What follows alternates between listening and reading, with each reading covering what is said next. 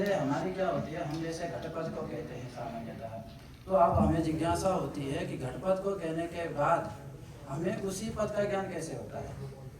जैसे कि घट पदार्थ हमने कहा, तो घट पदार्थ से घड़े को ही क्यों लेंगे, घड़े में ही उसका तात्पर्य कैसे पर्यवसित होता है। यह एक सामान्य जिज्ञासा सभी को होती है किसी भी शब्द के सुनने के बाद, कि इसी अर्थ की प्रतीति इस शब्द से कैसे होगी। तो इसी प्रकार को जानने के लिए हमने शाब्दबोध की प्रक्रिया आरंभ की। तो शाब्दबोध में क्या होता है, सबसे पहले पद का ज्ञान होता है। सामान्यतः घट इदम पदम, घटः इदम एकम पदम, है ना, यह एक पद है सामान्यतः।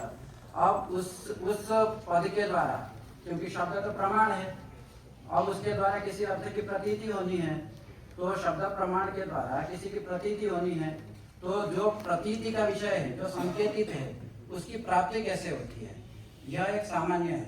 अब इसके बाद आता है कि अब घट के द्वारा यही पदार्थ क्यों ग्रहण होगा, तो इसके लिए बहुत सारी चीजें इन्होंने बताई हैं। जैसे शक्तिग्रह है, शक्तिग्रह में 8 चीजें आती हैं। जैसे शक्तिग्रह व्याकरणोपमानम कोशाप्त वाक्यात् व्यवहारतश्च, आगे क्या है, सान्निध्यता सिद्ध पदस्य वृद्धा, ठीक है ना। तो इस प्रकार जो है 8 प्रकार बताए गए हैं। तो इसमें क्या होता है, हमने घटपद कहा, अब घटपद कहने के बाद घट में आकाश भी है, तो घट में स्थित आकाश का भी बोध हो रहा है, तो उसके निवारण के लिए हमने अविद्या आदि त्रिविध शक्तियों का जो है वो कर दिया है। बस निष्कर्ष यही है, बस ठीक है।